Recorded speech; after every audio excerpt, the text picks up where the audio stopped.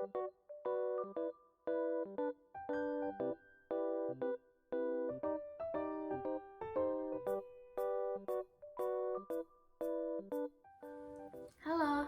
selamat pagi, siang, sore, malam. Salam pariwisata. Saya Syaira Ramadan Yusuf dengan NIM 2201301 dari Prodi Manajemen Pemasaran Pariwisata Universitas Pendidikan Indonesia akan menjelaskan materi tujuan kunjungan mata kuliah pengantar pariwisata dengan dosen pengampu Profesor Haji Enok Mariani MS dan Bapak Rijal Khairani MStat. Sebelum melanjutkan materi lebih lanjut, saya akan menjelaskan sejarah singkat tentang pariwisata. Istilah pariwisata berasal dari dua kata, yaitu pari dan wisata. Pari berarti banyak atau berulang kali dan berkeliling, sedangkan wisata berarti perjalanan dengan tujuan rekreasi. Jadi, pariwisata berarti perjalanan dengan tujuan rekreasi yang dilakukan secara berulang kali dan berkeliling. Menurut beberapa ahli, pariwisata telah dimulai sejak dimulainya peradaban manusia itu sendiri, dengan ditandai oleh adanya pergerakan penduduk yang melakukan ziarah dan perjalanan agama lainnya. Di samping itu, pariwisata juga digerakkan oleh perasaan lapar, haus, perasaan ingin tahu, perasaan takut, gila kehormatan, dan kekuasaan. Selanjutnya, wisata adalah kegiatan perjalanan yang dilakukan oleh seseorang atau dengan sekelompok orang di luar tempat tinggalnya. Kegiatan ini bertujuan untuk bersukacita, bersenang-senang, menambah informasi, dan lain sebagainya. Sebelumnya, dalam tujuan kunjungan wisata, tidak hanya satu atau dua jenis saja. Ada banyak wisata yang ada dan dilakukan oleh masyarakat pada umumnya. Yang pertama, ada wisata berdasarkan geografisnya. Secara geografis, wisata dikategorikan menjadi 5, yaitu yang pertama ada local tourism atau wisata lokal, yang merupakan perjalanan wisata ke tempat-tempat lokal yang ada di kota sendiri. Yang kedua, ada regional tourism atau wisata regional, merupakan perjalanan wisata ruang lingkupnya lebih luas, yaitu mengunjungi provinsi lain. Yang ketiga, ada national tourism atau wisata nasional, yaitu jenis pariwisata yang dikembangkan dalam wilayah suatu negara, di mana para pesertanya tidak saja terdiri dari warga negaranya sendiri, tetapi juga orang asing yang terdiam di negara tersebut. Misalnya, kepariwisataan yang ada di daerah-daerah dalam satu wilayah Indonesia.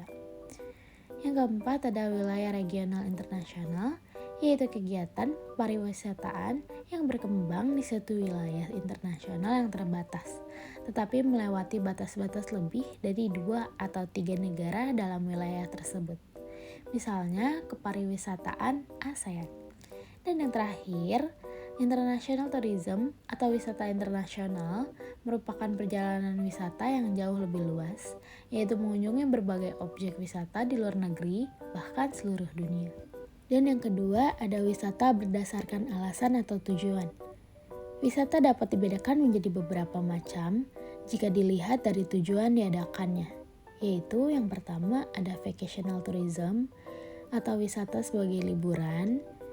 Hampir semua orang melakukan perjalanan wisata untuk berlibur, bersenang-senang, dan melepaskan penat. Dan yang kedua, ada business tourism atau wisata sebagai perjalanan bisnis.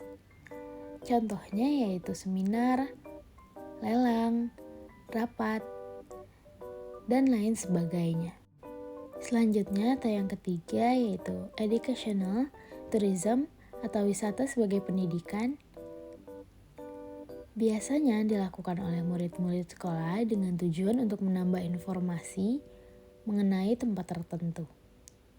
Yang keempat, ada familiarization tourism, yaitu suatu perjalanan anjang sana yang dimaksudkan guna mengenal lebih lanjut bidang atau daerah yang mempunyai kaitan dengan pekerjaannya. Yang kelima, ada scientific tourism, yaitu perjalanan wisata yang tujuan pokoknya adalah untuk memperoleh pengetahuan atau penyelidikan terhadap suatu bidang ilmu pengetahuan. Yang keenam, ada special mission tourism, yaitu perjalanan wisata yang dilakukan dengan suatu maksud khusus, misalnya misi kesenian, misi olahraga, maupun misi lainnya. Yang ketujuh atau yang terakhir yaitu hunting tourism, yaitu suatu kunjungan wisata yang dimaksudkan untuk menyelenggarakan perburuan binatang yang diizinkan oleh penguasa setempat sebagai hiburan semata-mata. Poin ketiga yaitu wisata berdasarkan tempat dikunjungi. Yang pertama wisata alam, contohnya pegunungan, laut, danau, bukit, air terjun, dan lain sebagainya. Yang kedua, cultural tourism atau wisata budaya, yaitu perjalanan wisata yang dimaksudkan untuk menikmati suguhan budaya di tempat tujuan. Contohnya, mengunjungi festival, menonton pertunjukan tari, seni musik tradisional, dan lain sebagainya. Yang ketiga, wisata pendidikan, yaitu perjalanan yang secara khusus ditujukan untuk menambah pengetahuan dan memperdalam ilmu. Yang keempat, wisata bahari, yaitu perjalanan wisata dengan tujuan untuk menikmati keindahan laut, baik di permukaan atau di dalam laut. Contohnya, snorkeling, surfing, dan lain sebagainya. Yang kelima, wisata sejarah, yaitu wisata yang dimaksudkan untuk mempelajari perjalanan sejarah dan semua kejadian yang ada di masa lampau.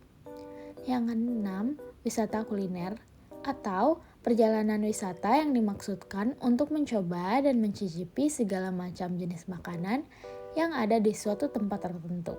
Yang ketujuh, ada religion tourism atau wisata religi, yaitu perjalanan wisata ke tempat-tempat tertentu yang memiliki kaitan erat dengan hati dan jiwa. Tujuannya untuk mendekatkan diri kepada Tuhan. Yang keempat adalah commercial tourism, yaitu jenis pariwisata di mana motivasi wisatawan untuk melakukan perjalanan dikaitkan dengan kegiatan perdagangan nasional dan internasional. Yang kesembilan ada sport tourism, yaitu jenis pariwisata di mana motivasi wisatawan untuk melakukan perjalanan adalah untuk melihat atau menyaksikan suatu pesta olahraga di suatu tempat atau negara tertentu. Yang ke-10 atau political tourism, yaitu jenis pariwisata di mana motivasi wisatawan untuk melakukan perjalanan tujuannya melihat atau menyaksikan suatu peristiwa atau kejadian yang berhubungan dengan kegiatan suatu negara. Misalnya menyaksikan peringatan hari kemerdekaan suatu negara. Tujuan dan manfaat wisata. Yang pertama, bagi wisatawan. Tujuan melakukan wisata adalah mendapatkan kesenangan dan sukacita dari perjalanan tersebut. Bisa menikmati pemandangan berbeda di tempat wisata sebagai penyeimbang pemandangan monoton yang dirasakan sehari-hari. Selain itu, mereka juga dapat mendapatkan pengalaman dan pengetahuan baru terkait tempat wisata yang dikunjungi. Yang kedua, bagi tempat wisata, wisata sangat memberikan manfaat yang besar.